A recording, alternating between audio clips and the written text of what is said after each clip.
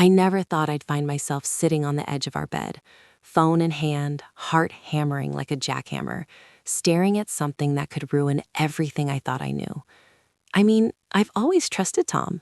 Married him straight out of college, shared an apartment in downtown Denver before we bought the little townhouse in Aurora, celebrated promotions and birthdays, made endless plans about the future, like everyone does when they're in love. And up until a week ago, I honestly thought we were unshakable. But then, I saw her name on his hotel reservation. Her name. And suddenly, all of the stories, the subtle inconsistencies, the late nights at work events, made a sick, twisting sense in my stomach. Tom had always painted this picture of his new boss as this amazing woman, like a mentor, like family. He talked about her all the time at first. She's been a lifesaver for me, really helped me understand the system here. He said it with that warm, proud smile that made you believe he genuinely admired someone. I bought it. Who wouldn't? In corporate America, a good boss can feel like family. I even met her once at an office party. Blonde, professional, perfectly polished, the kind of woman who walks into a room and owns it. But nothing about her screamed dangerous to me. Just smart, intimidating in a polished way, and to be honest, a little intimidating because Tom lit up whenever he spoke about her. That should have been my first warning, but I wasn't suspicious. I loved him, and he loved me, or so I thought. The first inkling that something was off came when his late nights started piling up. I tried to tell myself it was normal. He was mid-level management at a tech firm that always demanded extra hours, especially with the product launch in November. But it wasn't just work hours. It was the texts that he would receive, little pings that he would duck away the answer, sometimes in the other room, sometimes with that nervous laugh he tries to hide when he's stressed. And then there was that one night around Christmas when I walked past the kitchen and overheard him on the phone. He said, "I can't wait to see you tomorrow," in this voice I didn't recognize. I froze, my stomach twisting. But when he saw me, he just smiled and said it was a friend from college visiting town. I swallowed it. I wanted to believe him. I wanted to trust him. But a little seed of doubt planted itself right then, and it wouldn't leave. I started noticing the small things after that, like how he suddenly needed to grab dinner with clients at places that weren't part of his usual lunch spots, or how he'd mention her in passing, his boss, as if trying too hard to make it casual. Jennifer's been so helpful. She reminded me to submit the budget report today. I owe her one. Just innocent work chatter, right? Except it wasn't innocent, at least not entirely. There was a way he said her name sometimes, almost like he was tasting it. I would catch him in the act, and my heart would constrict with a mixture of anger and disbelief, but I always pushed it away. I didn't want to ruin things. I didn't want to be paranoid. I didn't want to ruin what we had worked so hard to build. The breaking point was supposed to be just another normal day. I had stayed home because I was feeling sick. Nothing serious, just a fluish cold that kept me in bed. Tom kissed me goodbye in the morning, his hand lingering longer than usual on my back. "Have a good day, honey. I've got that meeting with Jennifer later, so I'll be late." He didn't think anything of it, but my stomach dropped. Later that day, while scrolling through my email, I noticed he had left his computer open on the kitchen counter. I know, snooping is awful, but something in me couldn't resist. I wasn't looking for proof, just trying to quiet the gnawing fear. And then I saw the subject line that made my blood run cold. Hotel reservation confirmation, Denver downtown, Jennifer Klein. My hands shook. My eyes went back to the screen. I read it 3 times, hoping somehow I had misread it. The dates lined up perfectly with his conference. The name matched the Jennifer he spoke of constantly. The king suite and a separate guest room, though labeled as single occupancy, screamed something else entirely to me. My chest tightened so much I thought I might pass out. I remember sitting there, staring at the screen for what felt like hours, trying to reason it away. Maybe it was a work perk. Maybe Jennifer had friends visiting. Maybe it was some company arrangement. But none of it made sense. The way he gushed about her, the late nights, the secretive texts, it all clicked into this horrifying pattern. I felt dizzy, nauseous, like my world had tilted on its axis. And then came the guilt, the crushing guilt. What if I had been blind? What if I had pushed too hard before? What if I had missed the signs because I was too busy believing in our perfect life? I called my best friend, Laura, barely able to get the words out. I think Tom's, I don't know. I saw something on his computer, and I think he's with his boss. I stammered. I could hear her inhale sharply on the other end. "Babe, calm down. Are you sure? Maybe it's nothing?" But it didn't help. Every excuse sounded hollow. The thought of it made my skin crawl. I ended up driving aimlessly around the suburbs of Aurora, past the coffee shops we used to go to on Saturday mornings, past the park where we took our dog Daisy before Tom started working those late hours. Everything felt surreal, like a dream you wanted to wake up from but couldn't. That night, I confronted him. Not aggressively, not screaming, more like a hurricane of fear and hurt contained in my chest, ready to burst. I asked him about the hotel, about Jennifer, about why he couldn't tell me the truth. His face, oh God, his face. It was blank, like someone had carved away the lines I knew so well. And then came the pause, that long, unbearable pause, where I realized I had been right all along. He finally said, "It's not like that." But his eyes betrayed him. The way he avoided mine, the way his hands fidgeted, it was enough. I could feel the air between us suffocating with unspoken words. The following week, I started digging. I couldn't stop myself. I looked at his phone when he left it charging. I checked his calendar. I noticed patterns. Nights away for team building exercises, strange expense reports for dinners at hotels, unexplained rides to restaurants downtown in the evenings. Every little piece added up to a narrative I didn't want to read. But I did. I had to. The betrayal was like a puzzle. Every new piece sharper than the last, cutting into my chest. I tried to talk to him about it casually, like, "Hey, I noticed you've been out a lot. Is everything okay?" But he deflected every time, laughing nervously, changing the topic. It was infuriating and heartbreaking all at once. I remember the night I finally realized how deeply this went. I had stayed late at my office downtown, working on some project, when I texted him to see if he wanted dinner. "Busy with Jennifer. Might grab something after the meeting," he replied. And it hit me. Not just like a gut punch, but like being submerged underwater and realizing you're drowning. It wasn't just flirtation. It was something bigger, something secret. And the worst part, he wasn't ashamed. He didn't hide it. He just existed in this double life so seamlessly that I wondered how I could have lived in the same house with him for years and not known. The betrayal had this slow-burning, cinematic quality in my mind. I could picture it unfolding in scenes. Him leaving the house, the hotel lobby, the dimly lit hallway, the room with the door shut, his name on the key card, and the lie he would carry back home as if nothing had happened. And me, sitting on our couch, replaying every moment, every smile, every casual mention of Jennifer, realizing that I had been looking at him through rose-colored glasses while he was building an entirely different world right in front of me. I hated him, and I loved him, and I was terrified I might never untangle the two. By the time the weekend came, I decided I needed to see for myself. I couldn't just sit and stew in paranoia. I followed him to the hotel, heart racing, every step feeling like betrayal and justice wrapped into one. I parked across the street, pretending to be lost, watching him walk in with his briefcase, the same smile he always wore around me, but with a different energy. The way he looked at the lobby desk, and then back over his shoulder like he was checking if someone was watching. It was intimate, secretive, charged.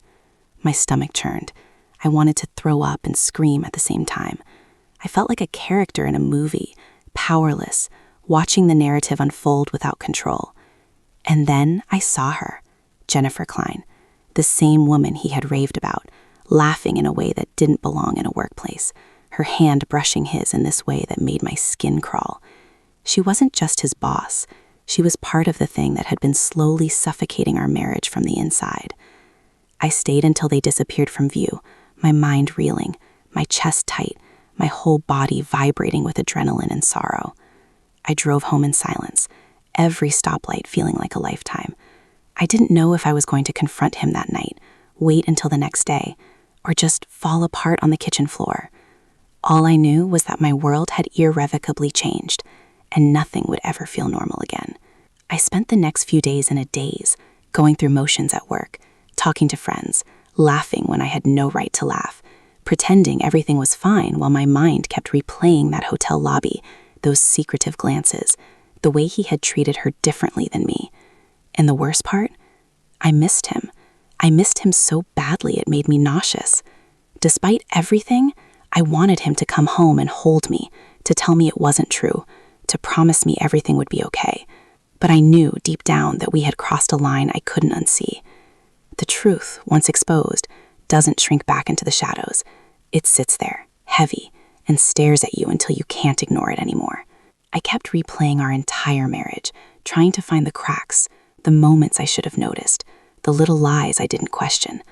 I remembered our first apartment in Denver, how he used to leave notes on the fridge, little drawings for me, how we would cook together on weekends. I remembered buying Daisy, the late-night drives to nowhere just to talk. And now, all of it felt like a veneer, a carefully constructed mask that hid something darker. I couldn't reconcile the man I married with the man I had seen at that hotel lobby. And that dissonance, that tearing apart of my reality, is something that I couldn't breathe around. It was everywhere, in our bed, our kitchen, our dog, even the quiet hum of our air conditioner. It was suffocating, omnipresent. And yet, I still had to live in the same house with him, under the same roof, while the knowledge of his betrayal simmered in me like acid. Every word he spoke, every smile he flashed, every casual mention of work made me want to scream, to flee, to dissolve into nothing. I didn't know if I was stronger than this pain or weaker. I didn't know if I could forgive or if I even wanted to. I just knew I couldn't look away, couldn't pretend, couldn't breathe without thinking of her name. Jennifer. Her name burned in my brain, a constant reminder that trust, once broken, leaves a scar that bleeds invisibly. The nights were the worst. I would lie awake, listening to him move around the house, imagining him with her, trying to picture every detail without actually picturing it, because the more I imagined, the more it hurt. I would tell myself that maybe it was just stress, maybe it was a fleeting mistake, but the dates, the messages, the hotel, the way he laughed when he mentioned her, it all screamed truth, louder than I wanted it to. I started questioning everything about our life together, every vacation, every celebration, every quiet night in, wondering if he had ever truly been present, or if he was building a secret world parallel to ours. And so here I am, weeks later, still sitting on the edge of our bed, phone in hand, replaying every detail, every sign I missed. My friends tell me to confront him, to leave, to take control. But it's not that simple. It's love and hate tangled into knots, nostalgia and betrayal mixed into a cocktail I can't swallow, yet can't spit out either. I can see the end of us in my mind, the divorce papers, the awkward phone calls, the custody battles over Daisy. But I can also see us, before all this, laughing over coffee, dreaming about the house we bought, making plans to move to the suburbs, imagining a life we thought was ours. And that juxtaposition, that brutal clarity, is what keeps me awake at night. I don't know if I'll ever feel the same again, if I can even trust myself to know what love looks like. I've started keeping a journal, writing every thought, every suspicion, every gut-wrenching fear. It's the only thing keeping me sane, the only way I can try to untangle the mess of emotions that Tom's betrayal has left behind. Some nights I write until my hands cramp, until the words blur, until I feel like I might explode from all the unspoken pain. And even then, I go to sleep with the echo of her name in my head, Jennifer Klein, the woman who somehow inserted herself into our marriage without me realizing it until it was too late. I don't know where this is going. I don't know if we'll talk, if he'll admit the truth, if I'll be able to look him in the eyes again without seeing the betrayal lurking behind them. All I know is that my world has shifted, irrevocably, and the man I married, the life I thought I had, is no longer what it seems. I don't know if I have the strength to confront him, or if I'm already too far gone in my own spiral of anger and heartbreak. But I do know this. The moment I saw her name on that hotel reservation, the moment I realized the woman he called family might also be the one he wanted more than me, something inside me changed. Forever. It's strange how quickly a person you've known for over a decade can become a stranger. That week after I saw the reservation, everything about Tom seemed foreign. His voice, the way he walked through the house, even the way he looked at me. I started noticing the little changes that I'd once ignored, the subtle checking of his reflection in the car mirror before he left for work, the way he fumbled with his keys like he was hiding something, the faint smell of perfume that wasn't mine when he came home. I tried to tell myself I was being paranoid, that maybe Jennifer Klein had visited him for some reason I didn't understand, but deep down, I knew. My gut never lies, and mine was screaming at me, day and night. I decided to follow him one Friday night. He said he had a late dinner with clients, some networking event downtown near Union Station. I pretended to be out with friends and parked 2 blocks away, keeping my car in the shadows. I watched him stroll into the hotel lobby, all smiles and charm, like he owned the world. But then I saw her, Jennifer. Not a coworker, not a client, but a woman laughing with him in a way that made my stomach twist so violently I had to grip the steering wheel to keep from driving off the road. They slipped past the concierge together, hands brushing, voices soft but intimate. I could feel bile rising in my throat. I wanted to scream, to run in and confront them, but something told me I needed to keep watching, to gather more evidence, to be sure of the betrayal before I broke everything. The days after that were hell. I felt like I was living in two parallel realities. The one where Tom kissed me goodbye each morning, made coffee just the way I liked it, and laughed at my terrible jokes. And the one where he was with her, smiling in ways he never smiled at me, touching her in ways he never touched me. I couldn't sleep. I couldn't eat. I replayed every conversation, every laugh, every casual mention of Jennifer, trying to find the moment where the cracks first appeared. And the guilt. I couldn't escape it. I blamed myself for everything, for not seeing the signs sooner, for trusting him blindly, for not being enough. Then came the texts. I had no right to look, but when he left his phone on the kitchen counter, I saw them. Her name at the top of his messages. Simple, casual greetings that suddenly made my blood run cold. Can't wait to see you tonight. Had fun at dinner. You looked amazing. My hands shook so badly I dropped the phone, but the damage was done. I couldn't unread it. I couldn't pretend it didn't exist. And yet, even after seeing it, part of me still wanted to believe it was some mistake, some weird corporate flirtation. I didn't want the truth. I wasn't ready for it. One Saturday, I confronted him. Not screaming, not crying, just a quiet, cold fury that I didn't know I had in me. Who is Jennifer to you, really? I asked, trying to keep my voice steady. He froze, and for a moment, the man I loved, or thought I loved, was gone. There was no warmth in his eyes, no reassurance, just a flicker of panic that made my heart pound. She's my boss, he said, hesitantly, then added quickly, just like I told you, we work together, that's all. But the way he said it didn't match the way he looked at me, or rather avoided looking at me.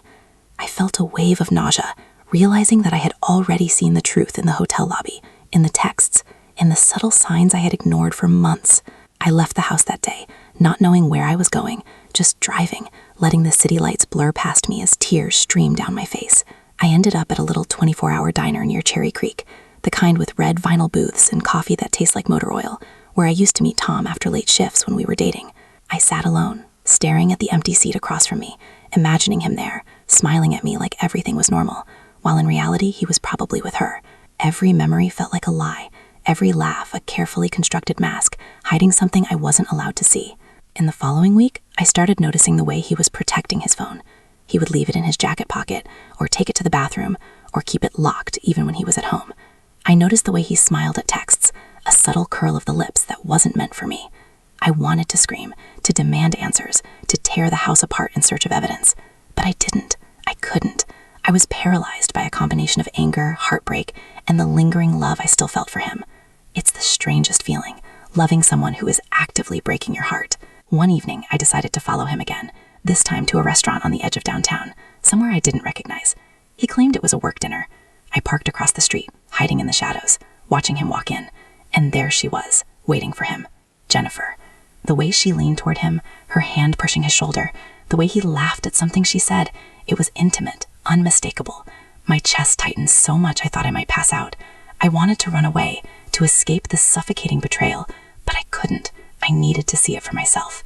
I needed the proof that everything I had feared was true. After that night, I started keeping a record. Notes, dates, times, little observations that I could use if I needed to confront him or show someone else. It became a kind of therapy, a way to make sense of the chaos. I watched his patterns, memorized his routines, studied his interactions with her, and every new piece of evidence tore me apart a little more. I felt like I was living in a nightmare I couldn't wake up from, trapped in a house that used to feel like home, but now felt like a cage. One Thursday, he came home later than usual. I had been waiting, pretending to be asleep on the couch, and when I heard the front door click open, my stomach knotted. I knew he had been with her. I could smell it. Perfume, subtle, but not mine. I didn't say anything at first, just watched him move through the living room, tossing his jacket on the chair, avoiding my gaze. Finally, I asked, voice barely above a whisper, "Was she there tonight?" He hesitated, then said, "Work stuff, yeah, just a dinner with the team. But the way he said it didn't match the way he looked at me. There was a tension in his jaw, a flicker of guilt in his eyes. I went to bed that night alone, Tom sleeping in the other room. I couldn't stop thinking about her, about the hotel, about all the little signs I had ignored. I felt a mix of rage, grief, and shame. Rage at him for betraying me, grief for the marriage I thought I had, shame for not seeing it sooner. I kept replaying every interaction, every laugh, every word he had said about Jennifer, trying to pinpoint the moment when everything shifted. The next day, I confronted him again, this time with evidence. Texts, receipts, dates, the whole string of small betrayals that had been piling up. He didn't deny it. He didn't explain. He just sat there, quiet, looking at me with a kind of emptiness I didn't recognize. I didn't mean for it to get complicated, he said finally, almost like a whisper. But the damage was done. I had seen the truth, and nothing he said could undo it. I started sleeping in the guest room after that. Every creak of the house, every shadow, felt like a reminder of his betrayal. I avoided him at all costs, ate alone, spent hours walking Daisy in the park just to escape the suffocating tension. Friends tried to call, to check in, to offer advice, but I couldn't talk about it. It was too raw, too painful, too real. The man I had loved, the life I had built, was crumbling around me, and I had no idea how to stop it. And yet, even in the midst of all this pain, there were flashes of the old Tom, the one I had married, the one I still loved. A laugh at a shared memory, a casual touch on the shoulder, the way he still left coffee for me in the morning. It made everything worse, made the betrayal sting even deeper. Because part of me still wanted to believe in him, to forgive him, to pretend it never happened. But I couldn't. Not anymore. I had seen the truth, felt it in my bones, and it was impossible to unsee. The last straw came one night when I found a receipt for a hotel room under his name, the date overlapping with one of his claimed late work nights. It wasn't just dinner or a client meeting. It was an overnight stay. My hands shook so badly I dropped it. I couldn't breathe. I felt like screaming, crying, running away, everything at once. I realized then that this wasn't a mistake or a fleeting thing. It was deliberate, ongoing, and I had been living in denial for months. I confronted him that night, standing in the middle of our kitchen, tears streaming down my face, rage burning in my chest. "How long?" I demanded. "How long have you been seeing her?" He didn't answer immediately. He just looked at me, eyes wide, like he had been caught, like he knew there was no turning back. Finally, he said, "Since a few months ago." That was it. No apology, no justification, just a flat admission that shattered the world I had built with him. I didn't know what to do with that information. I felt like I had been hit by a truck and then shoved into an endless tunnel of heartbreak. I wanted to scream, to hit something, to collapse into nothing. I felt rage and grief and disbelief all at once. And still, in the midst of all that pain, a small, sick part of me wanted to know why. Why her? Why now? Why him? But I knew some questions didn't have answers, at least not ones that could heal the gaping wound he had created. The days after that were a blur of silent meals, sleepless nights, and endless internal battles. I kept replaying every moment of our marriage, every time he had praised her, every subtle touch or glance that I had missed. I felt like a ghost in my own home, trapped in a life that no longer belonged to me. And the most terrifying part? I didn't know if I could ever love him again, or if I wanted to. Part of me wanted revenge, part of me wanted to run, part of me wanted to forgive, and part of me just wanted to disappear. I started keeping a meticulous record of everything, the receipts, the texts, the hotel bookings, the patterns. It was obsessive, unhealthy, but it made me feel like I had some control over a situation that had completely overtaken my life. I would sit for hours, cross-referencing dates, times, locations, trying to make sense of it, to predict the next move, to protect myself from further betrayal. Every new discovery was like salt in a wound that refused to heal. And yet, even as I documented everything, even as I followed him, even as I tried to shield myself from the emotional fallout, a part of me still clung to the life we had before. I remembered our first apartment, our road trips, our shared dreams, the quiet nights watching movies on the couch. Those memories made the present even more painful, the betrayal even more unbearable. I loved him, and he had destroyed that love in ways I couldn't even articulate. I think the hardest part wasn't just discovering Tom's betrayal. It was living with him every day after I knew. Every morning, I'd wake up next to him, pretending like nothing had changed, while inside I was unraveling. Our bedroom, once a sanctuary, felt like a cage. I'd lie there, staring at the ceiling, imagining the nights he spent with her.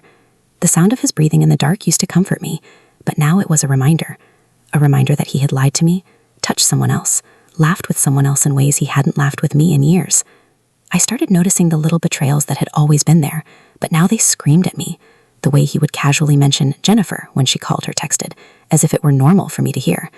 The way he spent hours on his phone after work, claiming it was emails while his thumbs swiped in ways that made my skin crawl. The nights he came home late, the way he smelled of someone else's perfume or cologne she had worn. It was suffocating. I wanted to leave, but part of me couldn't let go, not yet. I was trapped in a limbo of love, anger, and disbelief. One Friday night, I decided to follow him again, even though I knew exactly where he'd go. He said he had a work dinner at the hotel downtown, the same one where I'd caught him with her before. I parked 2 blocks away, heart hammering, trying to calm myself, trying to rationalize, but I knew I couldn't. I watched him walk into the lobby, and there she was, Jennifer, smiling at him in that same way that had haunted me for weeks. They disappeared down the hallway together, hands brushing just enough for me to see. My hands gripped the steering wheel so hard I thought I might break it. My chest felt like it had been ripped open, and I couldn't stop shaking. I didn't leave. I had to know the truth. I watched them, crouched in my car, as if being invisible could make it easier to process. I took pictures with my phone, shaky and blurry, but proof enough. Proof that my husband was living a double life, that my instincts had been right all along. The sight of them together, laughing, touching, looking at each other like the world didn't exist outside their bubble, it was unbearable. I wanted to cry, to scream, to throw the phone out the window, but mostly I wanted to disappear. After that night, I started avoiding him. I stayed in the guest room. I spent hours walking Daisy just to get out of the house, and I barely spoke to him except when necessary. Every interaction felt like walking on glass. I would catch glimpses of him texting her in the kitchen, or see his name pop up on my caller ID with an unfamiliar number, and I would feel my stomach twist in knots. I tried to focus on work, on friends, anything to keep my mind occupied, but it was impossible. He had become this constant, silent torment in my life. I remember one evening I confronted him again, this time with evidence in hand. The texts, the hotel receipts, the patterns, it was all there, undeniable. I placed the phone on the counter in front of him, my hands trembling. "Explain this," I said, my voice low and dangerous. He looked at me, eyes wide, and for a moment I thought he might finally break, finally admit it. But he didn't. He just looked away, his jaw tight, his fingers tapping nervously on the counter. "It's complicated," he muttered. "I didn't want to hurt you." I wanted to scream at him, to shake him, to make him feel even a fraction of the pain I felt. Instead, I walked out, needing air, needing to escape the suffocating weight of his betrayal. That night, I couldn't sleep. I lay in the guest room, staring at the ceiling, imagining every possible scenario, replaying every memory. I kept thinking about the early days when we were in love, when everything felt so simple. We had shared dreams, laughter, and moments that I thought would last forever. And now I couldn't even look at him without feeling sick. The man I had loved was gone, replaced by someone I didn't know, a man capable of this level of deception. The days blurred together. I started documenting everything meticulously. I wrote down every late night, every suspicious text, every hotel booking, every small lie I caught him in. It was obsessive, but I needed some semblance of control. I needed to understand how someone I loved could be capable of this. I felt like a detective in my own life, piecing together a puzzle I never wanted to solve. Every new piece of evidence was like salt in an open wound, but at least it gave me clarity. Then came the accidental discovery, his calendar. He left it open on the counter one morning while making coffee. I saw it and froze. The schedule was a roadmap of deception. There were meetings listed that didn't exist, dinners that weren't with clients, trips that he had claimed were work-related, and in the margins, notes about Jennifer. Lunch, coffee, dinner, hotel. My hand shook as I traced the dates, realizing that he had been lying to me for months, maybe longer. The realization hit like a punch to the gut. I had lived with him under the same roof, shared meals, watched TV together, and all the while he had been building a separate life I wasn't allowed to see. I started leaving notes for myself, little reminders of what I had discovered, trying to keep my mind from unraveling completely. Every time I saw him, every time I heard him laugh, every time I noticed a smell or a gesture that reminded me of her, I felt like I was drowning. It wasn't just the betrayal, it was the normalcy he maintained. He smiled at me, he kissed me on the cheek, he talked about work, he even joked sometimes. But behind that, I knew he was living in a way that I couldn't touch, a way that belonged to someone else entirely. One Saturday, I decided to confront him again, though this time I knew it wouldn't go the way I wanted. I asked him to sit down in the kitchen. I laid out everything: the texts, the receipts, the hotel bookings, the calendar. I looked him in the eye and said, "I know everything, Tom. Every single thing. And I need to know why." He didn't flinch, didn't plead. He just sighed. And in that quiet, almost casual voice, he said, "It's complicated. I didn't mean for it to happen, but it did." That was it. No apology, no remorse, just a statement that reduced our years together to a sentence. After that, I felt numb. I couldn't cry, couldn't scream, couldn't even think straight. I wandered through our house like a ghost, touching nothing, saying nothing, feeling nothing. I would catch glimpses of him doing normal things, making coffee, folding laundry, scrolling on his phone, and it was unbearable. I wanted to scream at him, to make him feel the depth of my pain, but I didn't have the energy. All I had was a hollow, aching emptiness that filled every corner of my chest. I started thinking about leaving, about packing my things, about starting over somewhere else. But it wasn't that simple. We had Daisy, bills, a mortgage, a life built together. And part of me still loved him, still wanted him to explain, still wanted to salvage the pieces of the life I thought we had. That love felt like a chain, heavy and suffocating, binding me to someone who had betrayed me in the most intimate, cruel way possible. And then, the unthinkable happened. I found a text from her on his phone while he was in the shower. She had written something flirty, something intimate, something that confirmed everything I had been suspecting, but didn't want to fully accept. My hands shook, my heart raced, my chest felt like it might explode. I knew without a doubt that the betrayal was ongoing, that it wasn't a mistake or a lapse in judgment, it was deliberate. He had chosen her, even if he was too cowardly to admit it fully to my face. The realization made me feel hollow and furious all at once. I wanted to confront her, to call her, to scream at them both, but I didn't. I couldn't. Instead, I sat there, phone in hand, shaking, trying to breathe, trying to make sense of the mess my life had become. I thought about all the mornings we had shared, all the nights we had spent together, all the plans we had made, and wondered how much of it had been real and how much had been a lie carefully crafted to keep me in the dark. I started noticing more subtle things too. The way he would subtly check his phone when I entered the room, the way he would casually mention work events that didn't exist, the way he seemed more nervous and more careful around me. It was like living with a man who was constantly walking a tightrope, balancing between two lives, and I was beneath him on the ground, watching, powerless, knowing every misstep he made. I kept thinking about the hotel, about the way he had looked at her, about how easily he could smile at me, kiss me, lie to my face, and then disappear into someone else's arms. It was surreal, like watching a film you didn't want to exist but couldn't look away from. And the more I thought about it, the more I realized that everything I had believed about our marriage, about us, about him, had been a carefully constructed illusion. Even now, months later, the images haunt me. The hotel lobby, the hallway, the blur of her blonde hair and his familiar laugh. I replay every moment in my head, dissecting, analyzing, torturing myself with what I could have done differently, what signs I missed, how I could have prevented this. And yet, even with all the evidence, even with all the betrayal, a small part of me still wants to believe in the man I loved, the one I married, the one who once promised me forever. I can still remember the moment it all broke completely. I'd been keeping myself distant, careful not to give him any excuse to manipulate me further. But living in the same house as Tom felt like walking on shards of glass every single day. One Tuesday evening, I was in the kitchen making dinner, Daisy at my feet, when his phone buzzed on the counter. I hadn't meant to look, but curiosity and fear got the better of me. I glanced at the screen. Jennifer. And then, something that I wasn't prepared for. A text with a hotel address I didn't recognize, followed by a timestamp. My chest tightened, bile rising in my throat. I knew exactly where it was and what it meant. I confronted him right there, holding the phone like a weapon. "Tom, what is this?" My voice shook, half anger, half disbelief. He froze, just froze, and for a horrifying second, I thought he might finally crack. Instead, he let out this long, slow sigh, the kind you give when you're utterly resigned.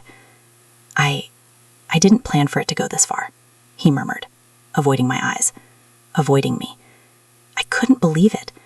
I wanted to hit him. I wanted to scream. I wanted to rip the house apart and have him feel even a fraction of the devastation he'd caused me. But I didn't. I just stood there, trembling, my hands gripping the counter, staring at a man I thought I knew. That night I couldn't sleep. I tried everything. Music, TV, Daisy curled up next to me. But the images of him with her, the texts, the hotel, the lies, replayed like a broken record. I lay in bed, staring at the ceiling, imagining every possible scenario. My mind was a war zone of love, hate, grief, and fury. Part of me wanted to call her, to demand answers from her, to yell at them both, but I knew it wouldn't make it better. It would only drag me further down. I had to survive this without letting them see me break completely. In the days that followed, I started noticing how seamlessly he could slip back into normalcy, how expertly he maintained the illusion of a marriage untouched by betrayal. He made coffee, laughed at my jokes, kissed me on the cheek, yet I knew where he'd been, what he'd done, and who he'd been with. The cognitive dissonance was unbearable. I would catch him glancing at his phone, sending quick replies to her, a tiny smile, a subtle brush of the fingers, and it felt like a knife twisting in my heart. Living with him became this insane, torturous dance where I had to pretend every single second while knowing the truth. And then there was the dinner party. Tom insisted we host some colleagues from his office. I agreed because I wanted to feel normal, wanted to hold on to some shred of control. But it was a mistake. He laughed, poured drinks, joked with friends, and somewhere in the back of my mind, I could picture her sitting across from him, leaning closer, laughing at the same way he had laughed at me in the early days. I had to step outside multiple times, taking deep breaths, holding Daisy, trying to convince myself I wasn't going insane. Every smile he gave me felt like mockery. Every laugh was a reminder. Every touch, a lie. It was that weekend when I decided I couldn't do it anymore. I packed a bag, my essentials, Daisy's things, anything that I might need to survive without him. I left the house before he woke, driving aimlessly, crying, trying to piece together what the hell my life had become. The betrayal had hollowed me out, left me raw and trembling, and I didn't know if I could come back to him. I didn't know if I wanted to. And yet, part of me still loved him, still remembered the man I married, and the thought of losing him forever made the world feel unbearably cruel. I checked into a small hotel that night, the kind with cheap carpet and fluorescent lights, where no one knew me. I sat in the lobby with Daisy, sipping a lukewarm coffee, staring at nothing, trying to think, trying to plan, trying to breathe. I didn't cry right away. I was too numb, too shocked, too betrayed. The truth of it had hit me in waves over the last few months, and now it was fully, painfully, undeniable. Tom had chosen her. He had lied to me, manipulated me, and carried on with her as if our life together was disposable. And I had been right all along, noticing little things, feeling gut punches that I had pushed aside, ignoring signs that now seemed so glaringly obvious. The next morning, I called Laura. I had to talk to someone who wouldn't judge me, someone who knew me before all of this. I told her everything, in a broken, trembling voice. The texts, the hotel, the secret dinners, the stolen smiles. She didn't interrupt. She just listened, and that in itself felt like a relief. I think at that moment, I realized how lonely I had become living with him while knowing the truth. Friends, family, the world outside. None of them knew what was happening. Only me. Only me and my suspicion, my pain, my anger. I started planning my next steps carefully. I had to figure out finances, living arrangements, work schedules, everything. The reality was brutal. Divorce wasn't just emotionally exhausting, it was logistical hell. But I couldn't stay. Not with him, not under the same roof where he had betrayed me repeatedly, not knowing where he had been or who he had been with each night. I had to leave. I had to reclaim some part of my life that wasn't poisoned by his choices. Even so, I didn't leave immediately. Part of me, foolishly, stayed.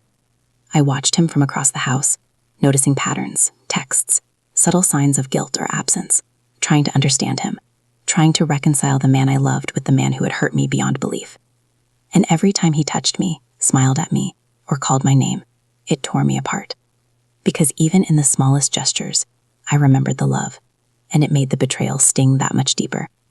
Then one night, I decided to confront him fully, to strip away the pretense, to force the truth into the open. I laid out everything: texts, receipts, hotel stays, the timeline. I demanded answers. And for the first time, I saw him crack. Just a little, the mask slipping. He admitted some things, confessed others. But even then, it felt half-hearted, distant, detached. There was no apology, no remorse, only excuses and explanations I didn't want to hear. It was as if he had constructed a separate reality, and he couldn't or wouldn't fully inhabit the one where I existed as a person who mattered. After that night, I finally realized I had to make a choice. Stay and enjoy the slow erosion of my dignity and sanity, or leave and reclaim myself. It wasn't easy. Leaving meant confronting everything I had built with him, our home, our life, the years I had devoted to him, and acknowledging that the marriage I had believed in was in some way over. But staying meant a life of quiet torment, of constant fear, of living alongside someone who had chosen someone else while pretending to love me. The decision was heartbreaking, but the clarity it gave me was liberating. I started looking for apartments, checking out neighborhoods, calculating budgets, making plans for the first time that were entirely my own. I thought about the life I wanted, without him, without the constant betrayal hanging over my head. It was terrifying, but also empowering. I realized that while he had destroyed the illusion, he hadn't destroyed me. I still had my own strength, my own independence, my own sense of self-worth, even if it felt battered and bruised. The day I left, I packed what I could carry, kissed Daisy on the head, and walked out of the house for the last time. The air outside felt like a shock to my system, cold and sharp, but it was the first time in months that I felt free. Free from lies, free from manipulation, free from the suffocating weight of knowing exactly how deep his betrayal went. I didn't look back. I couldn't. Not yet. Every step away from that house, from him, was a reclaiming of myself, a statement that I wouldn't be complicit in my own heartbreak any longer. Even now, months later, the wound hasn't fully healed. I still think about him, still imagine what it would have been like if he had chosen differently, still grapple with the rage and grief that lurks under the surface. But I am surviving. I am building a life that is mine, step by step, day by day. And while the betrayal will always be a part of my story, it doesn't define me. I am more than the pain he caused.